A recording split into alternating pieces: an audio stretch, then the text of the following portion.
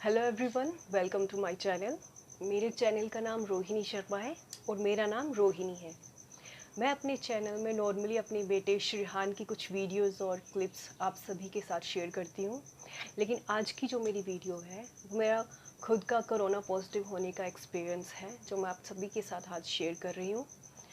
तो ये बात शुरू होती है 17 अप्रैल से। 17 अप्रैल को मेरे हस्बैंड बीमार होते हैं। उन्हें फ़ीवर होता है। हमें लगा कि ये नॉर्मल फ़ीवर है, वायरल है, 1-2 दिन में ठीक हो जाएगा। लेकिन वो ठीक नहीं हुआ और 3 दिन हो गए। हमने देखा कि 1-2 दिन हो जाएंगे तो देखते हैं क्या होता है।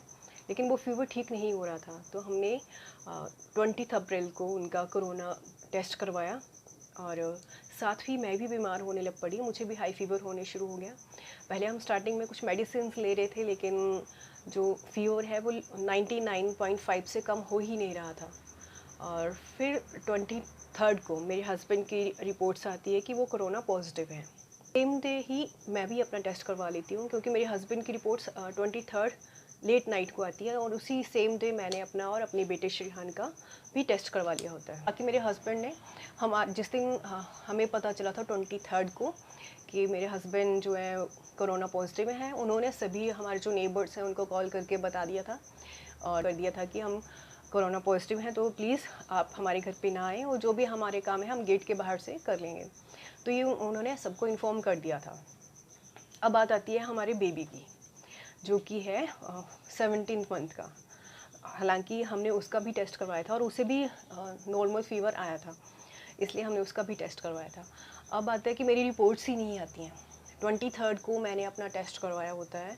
24, 25, 26 को मैंने कॉल किया और हॉस्पिटल से मुझे इन्फॉर्म किया जाता है कि आपकी जो रिपोर्ट है वो नेगेटिव है। अगर आपको अभी तक कॉल नहीं आया है तो इसका मतलब है कि आपकी रिपोर्ट्स जो नेगेटिव हैं, क्योंकि हम नॉर्मली पॉजिटिव पेशेंट्स को ही कॉल करके इन्फॉर्म करते हैं। अब 23rd से 26 तक मेरी कोई रिपोर्ट्स नहीं मिली और मेरी जो तबीयत थी ज़्यादा ख़राब हो रही थी। मुझे हाई फ़ीवर हो रहा था। आप सभी जानते होंगे कि फ़ीवर कैसा होता है कोरोना पेशेंट का। तो कोरोना पॉजिटिव होते हैं तो हॉस्पिटल की तरफ से आपको मेडिसिन्स प्रोवाइड की जाती हैं। जो हेल्थ वर्कर्स होते हैं वो आपके घर पे आपको मेडिसिन्स दे के जाते हैं और आपको हॉस्पिटल की तरफ से एक डॉक्टर का नंबर मिलता है। उस नंबर पे आप कभी भी कॉल करके अपनी जो आप प्रॉब्लम्स हैं उनके साथ शेयर कर सकते हो, आप क्वेश्चंस पूछ सकते हो। और इन केस आपको लगे कि आपकी तबीयत ज़्यादा ख़राब हो रही है तो आप किसी भी टाइम हॉस्पिटल में कॉल करके हॉस्पिटलाइज हो सकते हैं। तो ये हुआ और इनमें से कुछ भी मेरे साथ नहीं हो रहा था। जो वो मेडिसिन्स खुद खा रहे थे, डॉक्सीसाइक्लाइन 100 mg और एवरमेक्टिन जो 6 mg की थी, और उसके साथ विटामिन सी विद जिंक और बीकासूल कैप्सूल जो होते हैं बिटाना शुरू कर दिया, जिससे कि मेरी जो तबीयत में काफ़ी इम्प्रूव हुई उससे। और फिर क्या हुआ कि 28 को लेट नाइट को सेम टाइम पे मुझे कॉल आता है कि आप कोरोना पॉजिटिव हो। वो कोरोना पॉजिटिव नहीं था, उसकी रिपोर्ट्स नेगेटिव थी, जो हमारे लिए बहुत रिलीफिंग पॉइंट था, और मेरी रिपोर्ट्स पॉजिटिव थी। अब आप खुद ही सोचो, 23rd का मैंने टेस्ट करवाया है, 28 को मेरी रिपोर्ट्स मिल रही हैं। इस बीच अगर मैं मार्केट में जाती, बाहर जाती सामान के लिए, क्योंकि हमारे घर से कोई भी बाहर नहीं जा सकता था, तो मैं कितने लोगों को और इफ़ेक्ट कर सकती थी। ये ज़रूरी है कि जब तक आपकी रिपोर्ट्स ना मिलें तो आप कम से कम लोगों के कांटेक्ट में आएँ। अगर बहुत ही ज़रूरी काम है तो प्लीज़ डबल मास्क और हैंड ग्लव्स पहन के जाइए, प्रॉपर सैनिटाइज़ कीजिए और कम से कम लोगों से मिलिए। और गवर्नमेंट से मेरी रिक्वेस्ट है कि प्लीज़ आप ज़्यादा से ज़्यादा टेस्ट कीजिए और जल्दी से जल्दी टेस्ट कीजिए। और इन केस किसी की रिपोर्ट्स नेगेटिव हो पॉजिटिव हो, गलत इन्फॉर्म ना करें कि आपकी रिपोर्ट्स नेगेटिव हैं, क्योंकि आपको कॉल नहीं आया। और वो तो ज़रूरी नहीं है कि पॉजिटिव पेशेंट्स को ही गवर्नमेंट की तरफ से कॉल किया जाए। नेगेटिव पेशेंट्स को एटलीस्ट एक मैसेज छोड़ दिया जाए ताकि वो रिलीफ़ हो जाए। और अगर जब तक आपकी रिपोर्ट्स नहीं आते तो आपको पता ही है, आप एटलीस्ट कम बाहर निकलिए और अपनी खुद से ही प्रिकॉशन लीजिए। अगर आप मेडिसिन नहीं ले सकते, स्टीम ले सकते हैं, काढ़े ले सकते हैं, जो कि हर एक घर पे नॉर्मली सबको पता है कि काढ़ा कैसे बनता है कोरोना पेशेंट का। स्टीम लीजिए, काढ़े पीजिए, गर्म पानी पीजिए। ये छोटी छोटी प्रिकॉशंस आप लीजिए, तब जिससे कि आपकी हेल्थ जो है एटलीस्ट ज़्यादा ख़राब नहीं होगी, आप स्टेबल रहेंगे।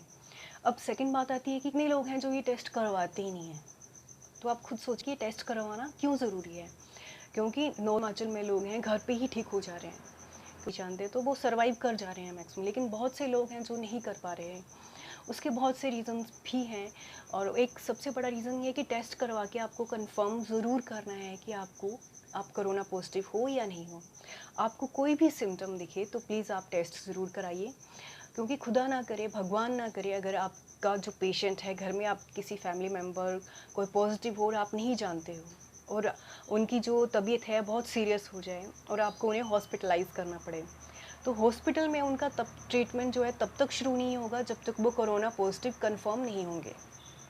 और हॉस्पिटल में जो नॉर्मल है रैपिड टेस्ट किया जाता है जिसकी रिपोर्ट बहुत जल्दी मिल जाती है, लेकिन उसकी रिपोर्ट्स जो है वो कंफर्म नहीं होती क्योंकि वो पॉजिटिव पेशेंट को भी नेगेटिव बताता है। तो आप खुद ही सोचो, जब तक आपके पेशेंट का पॉजिटिव कंफर्म नहीं होता है नॉर्मल ट्रीटमेंट शुरू हो जाएगा, लेकिन उन्हें स्पेशल अटेंशन चाहिए। तो अब सेकंड टेस्ट जो आता है वो RT-PCR के थ्रू आता है। जो रिपोर्ट्स हैं 48 आवर्स के अंदर आती है। यहाँ पे 48 आवर्स के अंदर अगर आपका पेशेंट जो है ज़्यादा सीरियस हो गया तो आप रिस्क क्यों लेना चाहते हैं? लीजिए, रिस्क पे मत डालिए, टेस्ट करवाइए। और जो RT-PCR के थ्रू हम टेस्ट करवाते हैं उसके थ्रू SRF ID जनरेट होती है, जिसके थ्रू आपको किसी भी हॉस्पिटल में कभी भी एडमिशन मिल जाती है। आप कभी भी आपको लगे आपकी तबीयत ज़्यादा सीरियस हो रही है, आप कॉल कीजिए, हॉस्पिटल वाले आपको एम्बुलेंस के थ्रू हॉस्पिटल ले जाते हैं। लेकिन अगर आपकी ID जनरेट हुई है तो, और ID जनरेट तभी होगी अगर आपने टेस्ट करवाया होगा, तो इसलिए ये टेस्ट करवाना ज़रूरी हो जाता है। और सेकंड बात आती है कि जो ये नया स्ट्रेन आया है, डबल म्यूटेंट आया है, ये बहुत ज़रूरी हो जाता है कि आप इसको जल्दी से जल्दी आइडेंटिफाई करें। 4-5 डेज़ के अंदर इस डबल जो सेकंड स्टेज है, ये स्ट्रेन है, आइडेंटिफाई करना और ट्रीटमेंट शुरू होना इसका ज़रूरी हो जाता है, क्योंकि ज़्यादा से ज़्यादा यंगस्टर्स को भी अटैक कर रहा है और एल्डर्स को भी कर रहा है। तो आप खुद ही सोचो, हम रिस्क क्यों लें कि ये एज्ड बंदों के लिए ही एक चैलेंजिंग है, ये यंगस्टर्स के लिए भी है। तो प्लीज़ टेस्ट करवाइए और जल्दी से जल्दी टेस्ट करवाइए, ना कि इसे प्रॉब्लम को ज़्यादा बढ़ने मत दीजिए। कि क्या बताऊँ तो मुझे 9 डेज़ तक जो मुझे सिम्टम रहे थे, अगर इनमें से आपको कोई भी सिम्टम होते तो प्लीज़ आप अपना टेस्ट ज़रूर करवाइए। मुझे 9 डेज़ तक हाई फीवर रहा, हाई फीवर मेरा 102 तक जा रहा था और जो लोएस्ट था वो 99.5 तक आ रहा था और इससे लो बिल्कुल नहीं हो रहा था। और 4-5 डेज़ के अंदर मुझे गले में जो है पेन शुरू होता है और उसके साथ ही मुझे नाक में भी इरिटेशन शुरू हो जाती है।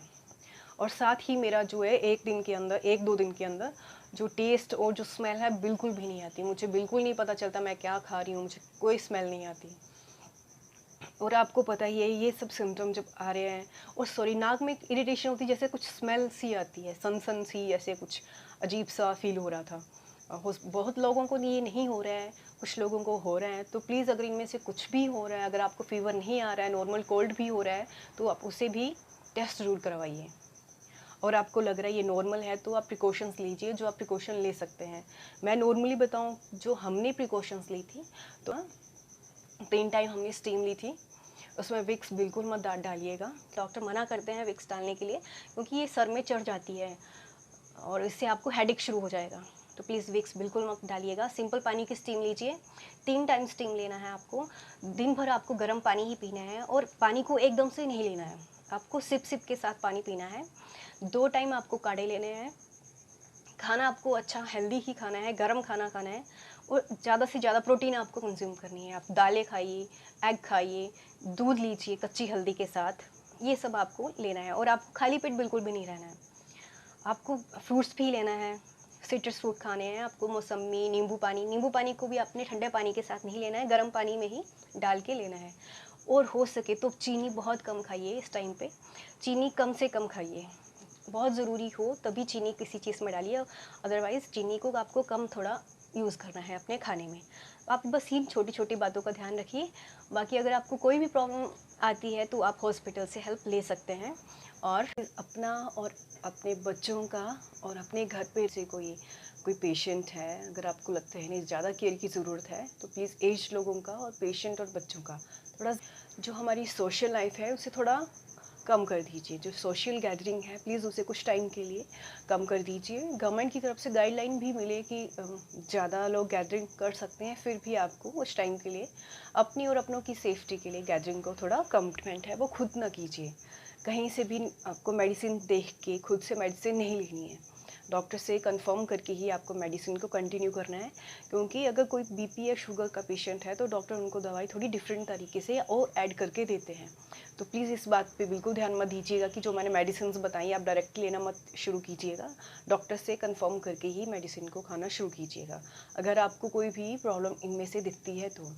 और सेकंड बात कि जब कोरोना से हम फाइट करके निकलते हैं तो हमें बहुत वीकनेस आ जाती है। तो हो सके जो कोरोना वॉरियर्स हैं स्पेशली उनके लिए, वो सब जानते हैं कि हमें कोरोना से फ़ाइट करके अपनी लाइफ को फ़ाइट करके लिया है, तो अपनी लाइफ को बहुत खुशहाल बनाइए, खुश रहिए और औरों को भी खुश रखिए। और हो सके तो किसी की जान बचाने में बहुत नहीं तो छोटी सी हेल्प कीजिए, क्योंकि आप जानते हैं कि इसे फ़ाइट करना कितना मुश्किल है। तो प्लाज्मा डोनेट करके आप हेल्प कर सकते हैं। लोग हैं या आपके कलीग्स हैं या आपके जो नेबर्स हैं, अगर आपको लगे इन्हें किसी भी तरह से हेल्प की ज़रूरत है, खाना देकर, ऑक्सीजन प्रोवाइड करा के, उन्हें हॉस्पिटलाइज़ करवा कर, तो प्लीज़ आप किसी भी तरह से उनकी हेल्प कीजिए, जो कि एक बहुत अच्छी पहल होगी और सब लोगों को हेल्प मिलेगी। तो खुद कोई भी जो सिचुएशन है हमारे देश में हो रही है वो इतनी वर्स्ट नहीं होगी अगर सब हेल्पिंग हैंड अपना आगे बढ़ाएं। तो लोग फ़ोन और जो टीवी है बहुत ज़्यादा देखते हैं, क्योंकि अब हमें घर के अंदर रह रहे हैं, मैक्सिमम जगह में लॉकडाउन है। तो प्लीज़ नेगेटिव न्यूज़ को टीवी में भी और फ़ोन में भी हो सके तो आप स्पिरिचुअली जुड़े हैं तो आपको वही उसी को कंटिन्यू कीजिए, और कुछ फन लविंग या जो भी आपके इंटरेस्ट का है आप उसी को देखिए। नेगेटिव न्यूज़ मत देखिए। विल पावर को आपको कम नहीं बढ़ाना है, विल पावर को टूटने बिल्कुल मत दीजिए। आपको कोरोना से फाइट करने के लिए बस विल है। और मेरी ये छोटी सी बात है, जो कोरोना पेशेंट है, क्योंकि गर्मी का मंथ चल रहा है और बहुत से लोग जो हैं वो स्टीम नहीं ले रहे हैं। उन्हें लग रहा है मेडिसिन खा तो रहे हैं, मेडिसिन खा के हम ठीक हो जाएंगे, हमें स्टीम की ज़रूरत नहीं पड़ेगी। तो ये बहुत बड़ी गलती कर रहे हैं जो स्टीम नहीं ले रहे हैं।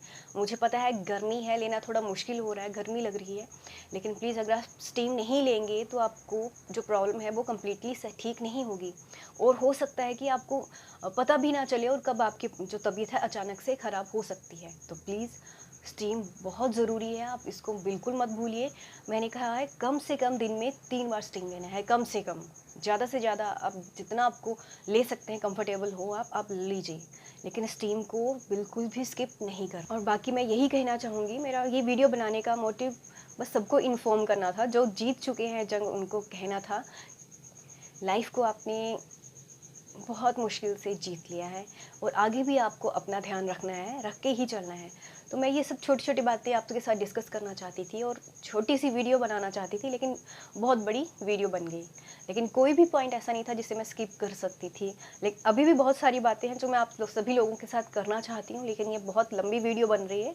और जैसे कि आप जानती हैं मेरी फर्स्ट वीडियो है, तो अगर कोई आपको लगे कि आपका इंटरेस्ट नहीं बन रहा है तो आप स्किप कर सकते हैं इस वीडियो को। और लास्ट में कि आप सेफ़ रहिए, घर पे रहिए, जहाँ भी रहिए सेफ़ रहिए। आई होप आपको ये क्लिप अच्छी लगे। Thank you so much. Have a great time ahead.